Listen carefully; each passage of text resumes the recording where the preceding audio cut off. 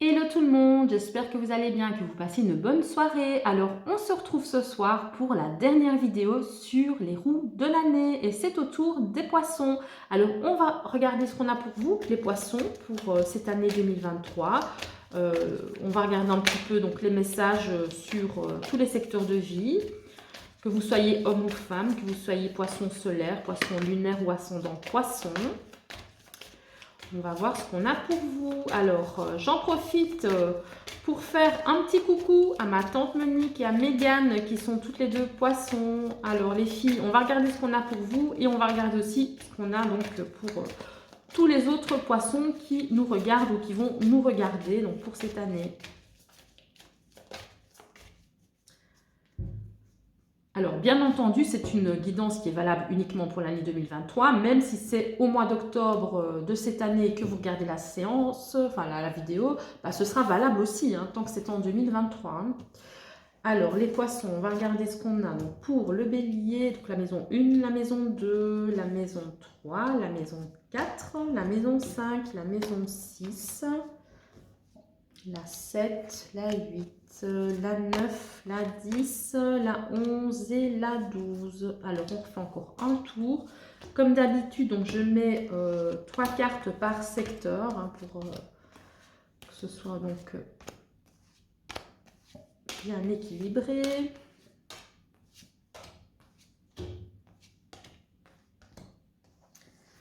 Voilà. On est arrivé ici au Scorpion, Sagittaire, Capricorne, Verseau et Poisson. Alors, on regarde ce qu'on a ici pour vous dans la première maison. Alors, dans la première maison, vous risqueriez peut-être de vous sentir un petit peu, j'ai pas envie de dire énervé, mais un petit peu sous tension. Euh, un petit peu sous tension, voilà, par rapport à certains échanges que vous pourriez avoir avec des personnes de votre entourage. Donc, vous risquez peut-être d'être par moments en fleur de peau ou un petit peu tendu, un petit peu énervé par rapport à certains messages que vous allez recevoir. Donc, euh, du coup, ben, voilà, il va falloir prendre un petit peu sur vous hein, pour essayer de gérer un peu ces émotions-là. Et si ça ne parle pas du fait d'être tendu par peut-être la façon qu'ont certaines personnes de communiquer avec vous, ça se peut aussi que vous risquiez d'être en communication avec une personne qui serait un petit peu immature, dans le sens que elle ne serait pas claire dans ses messages. Donc, elle vous enverrait parfois plein de messages et puis pas de messages. Et puis, vous allez vous poser plein de questions et vous allez vous prendre la tête et vous allez vous demander, mais est-ce qu'elle est intéressée par moi ou pas? Est-ce qu'elle a vu mon message? C'est un petit peu ça, avec le nuage et la lettre, ça peut parler aussi de... et l'enfant, hein, donc... de personnes qui, par exemple, reçoivent un message et puis vont laisser en lu et pas répondu. Vous voyez, ce petit côté un petit peu immature au niveau de la correspondance, voilà, donc sur les réseaux sociaux, etc. Donc, il y a aussi cet aspect-là aussi. Hein. Donc, vous risquez aussi d'être un petit peu stressé, tendu, sous pression, justement parce qu'il y a un manque de clarté au niveau communicationnel avec une ou plusieurs personnes. Hein. Alors, on va regarder ce qu'on a pour vous dans la maison 2. Donc ça, c'est la maison des ressources matérielles et des finances. Alors, on a ici la carte de l'énergie masculine avec le mont et les oiseaux. Alors, pour les personnes qui sont en couple, il peut y avoir des différends communicationnels, encore une fois, avec le ou la partenaire, voilà, pour des questions de maison, des questions d'argent, des questions de savoir comment on va dépenser son argent, les projets, etc. Donc, si ça ne concerne pas le ou la partenaire, ça peut vraiment concerner la famille très très très proche ou des amis vraiment très proches. Donc ça va parler vraiment euh, soit de problèmes, voilà, de problèmes financiers, on en parle soit pour essayer de résoudre les problèmes, mais en tout cas ici avec le mont et les oiseaux, donc en fait vous avez l'homme, le mont milieu et les oiseaux, en fait c'est un problème de communication, on ne s'entend pas, voilà, on voit pas les choses on voit pas les choses de la même façon et ça crée des blocages. Hein. Donc voilà, vraiment au niveau des ressources matérielles, hein, donc de l'argent, de la maison, etc. Hein. Alors, on va regarder ce qu'on a d'autre pour vous, les poissons. Pour la maison 3, donc la maison des Gémeaux, on a ici l'encre avec le chien et l'ours. Ça peut parler de soutien financier de la part des amis pour certains poissons. Vous risquez peut-être de vous retrouver donc avec des petits soucis financiers et que certaines personnes vous aident financièrement. Et si ce n'est pas des amis qui vous aident, ça se peut que ce soit vous qui aidez les amis, donc qui prêtez de l'argent ou qui donnez de l'argent pour aider l'autre, hein, tout simplement. Et donc, comme c'est dans la maison de la communication, voilà, ça va parler de ça, de discussion par rapport à l'argent. Bah, décidément, c'est fou, hein. C'est fou parce que là, je crois que j'ai vraiment l'impression qu'on est dans les mêmes énergies et dans les 3 premières maisons, là. Il y a comme quelque chose qui se tient. Bon, on verra par la suite hein, sur les autres maisons. Alors ici, on est dans la maison 4, la maison du cancer qui parle de la vie de famille, donc la vie, bah, décidément. Il y a encore le poisson qui parle de finances, bah, c'est fou, hein. C'est fou. Donc ici, ça peut parler de stabilité. Stabilité financière et bonheur, voilà. Abondance, ancrage. Donc c'est que du positif pour vous, les poissons.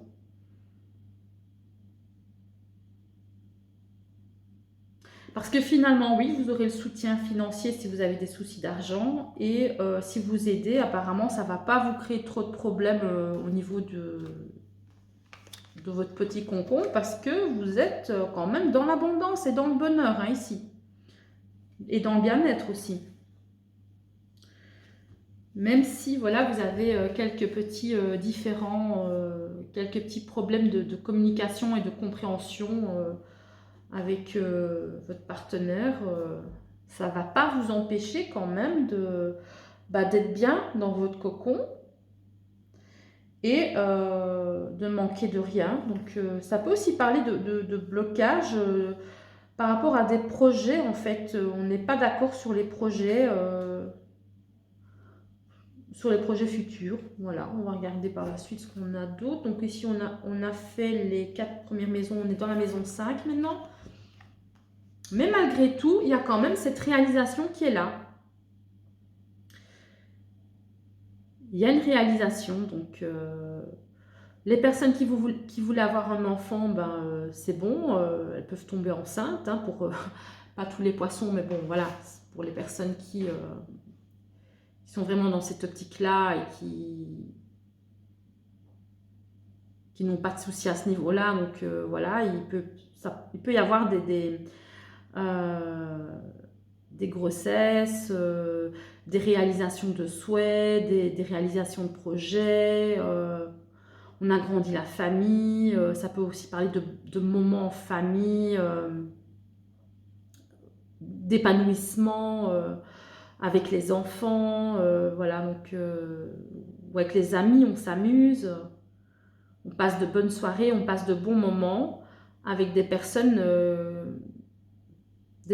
qu'on aime, hein, parce que vous avez ici donc la carte du cœur aussi.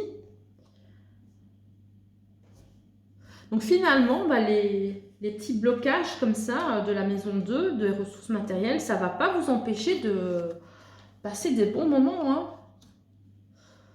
Alors on va regarder ce qu'on a pour vous dans la maison de la routine et du travail justement. Alors, dans la maison de la routine et du travail, pour les personnes qui avaient des problèmes avec d'autres collègues ou avec des supérieurs, ou des clients ou des fournisseurs et que ça se passait pas trop bien ou que les clients ne payaient pas, etc. Ça s'arrange. Il y a une carte ici qui parle du fait que les choses s'arrangent.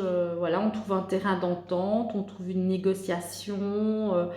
Euh, ça peut parler de réconciliation, voilà, c'est positif en fait. Les choses retournent à la normale. Donc après une série de problèmes. Le serpent aussi, ça peut aussi parler de médisance, ça peut parler de jalousie, ça peut parler de personnes en qui on ne peut pas avoir confiance au travail. Mais malgré tout, voilà, vous avez le trèfle ici, donc vous ne devez pas vous inquiéter pour ça non plus. Hein. Alors, on va regarder ce qu'on a ici dans la maison de la balance. C'est la maison des autres.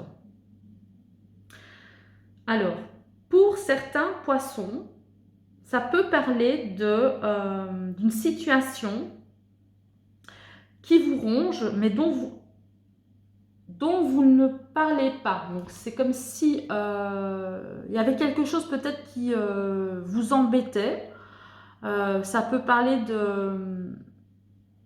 d'une situation instable, un manque de sécurité, peut-être un manque de sécurité affective, un manque de sécurité professionnelle, ou tout simplement l'éloignement d'une personne qui vous fait du mal en fait. Mais vous le gardez pour vous, vous n'en parlez pas.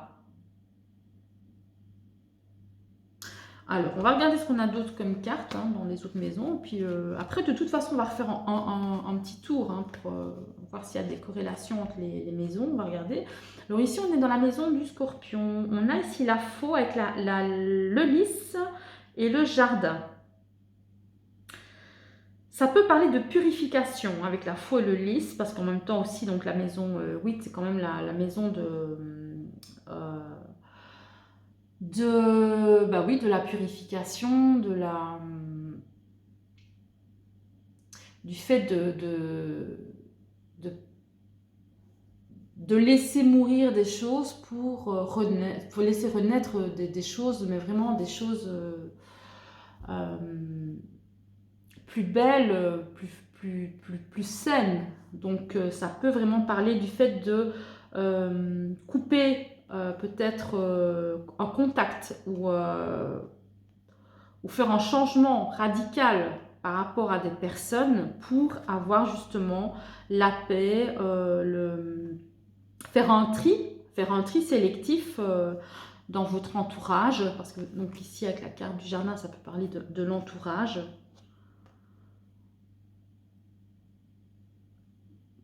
Pour avoir une transformation vraiment positive. Hein.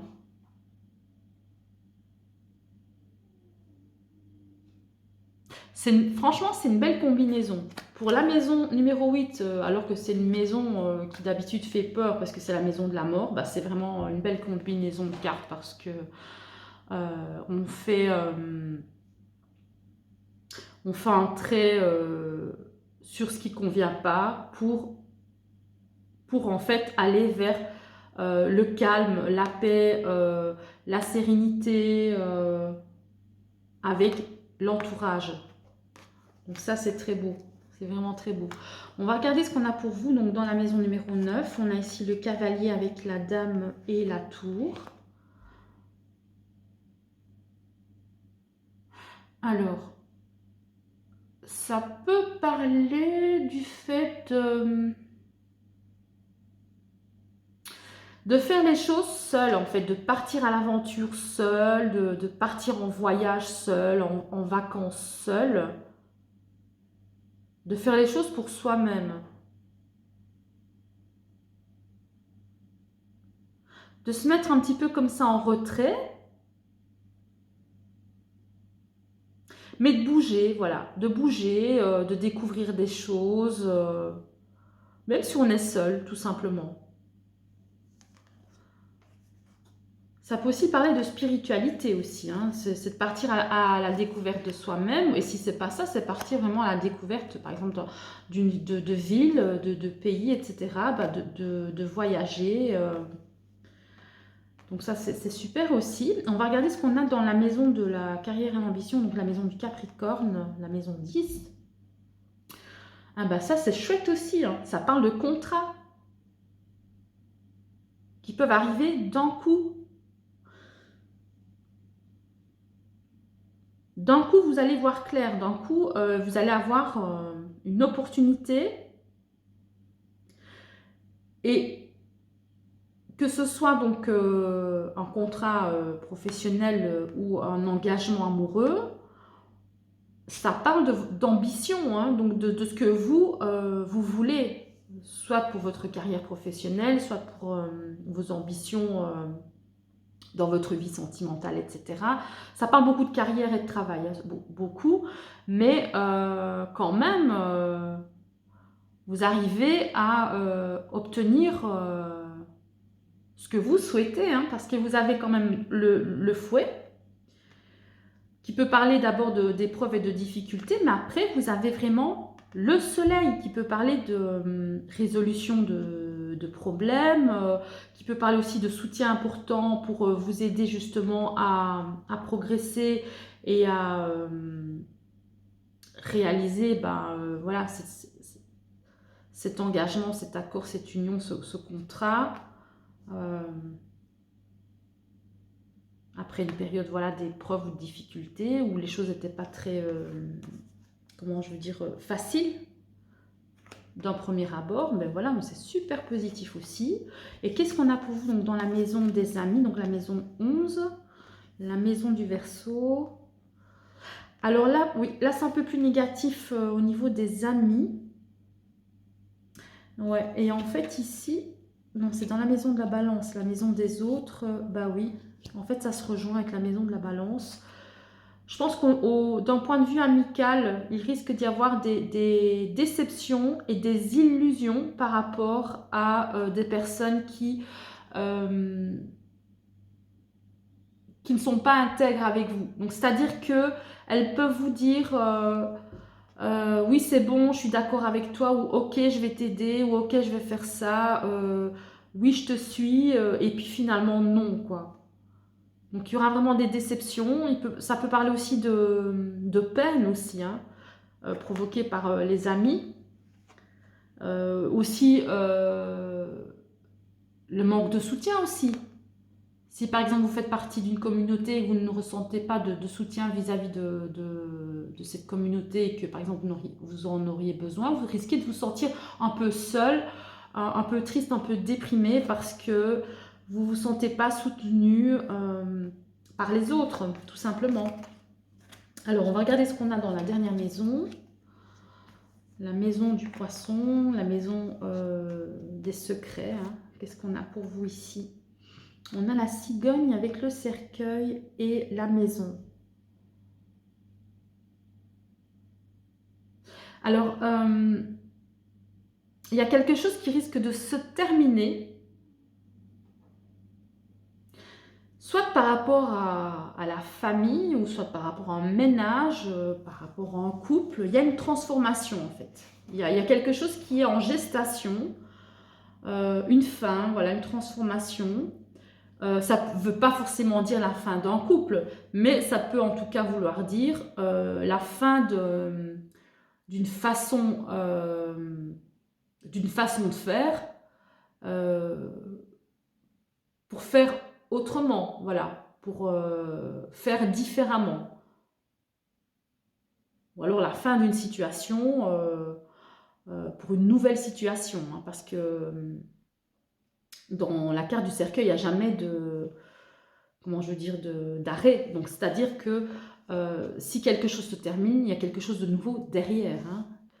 Et ça parle de ça, mais pour, voilà, donc tout ce qui est famille, tout ce qui est, voilà, toutes les personnes qui habitent sous le même toit que vous. Hein.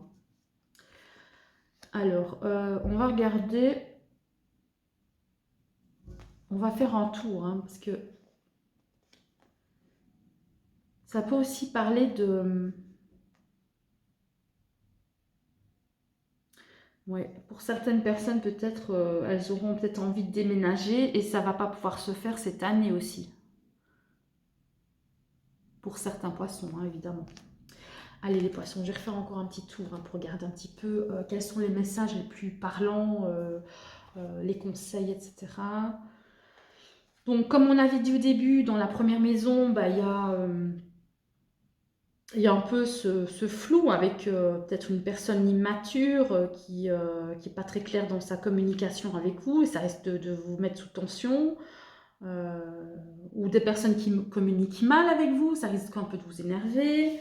Puis qu'est-ce qu'on a d'autre? Il risque d'y avoir aussi des blocages par rapport aux ressources matérielles, au projet et à l'argent. Mais je pense pas trop que c'est l'argent justement parce qu'on a vu ici dans la maison 3 que vous auriez le soutien d'amis hein, si vous aviez des problèmes de finances. Ou alors c'est vous qui allez aider. Mais par contre, ça se peut que si c'est vous qui aidez, vous avez peut-être des petites, oui, des petits conflits par rapport à ça en disant, ben oui, moi je t'aide tout le temps et enfin voilà, vous voyez ce que je veux dire, petites reproches ou des choses comme ça par rapport à l'argent. Bon, ça parlera à certains poissons, hein. Évidemment. Quand c'est une lecture publique, une lecture générale, c'est jamais des messages tip-top précis pour tout le monde, hein, évidemment.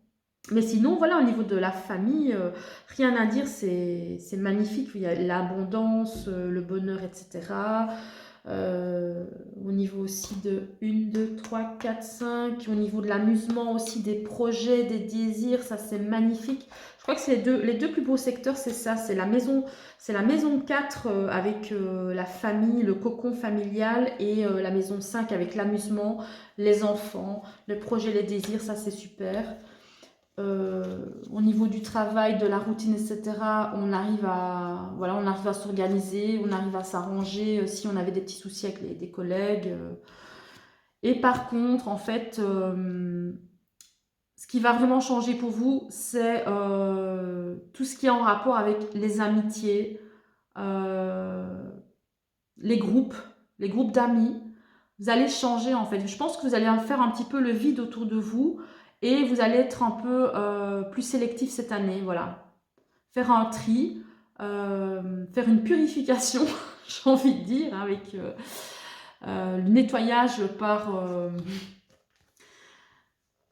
l'ignorance et l'absence, dans le sens que s'il y a quelqu'un qui, voilà, il y a des gens qui, que vous supportez plus ou quoi, vous allez tout simplement faire un trait sur ces gens-là, couper la communication et c'est bon hein, pour avoir votre paix de l'esprit, votre sérénité et vraiment ne vous entourer que de personnes qui sont bienveillantes et positives hein, autour de vous.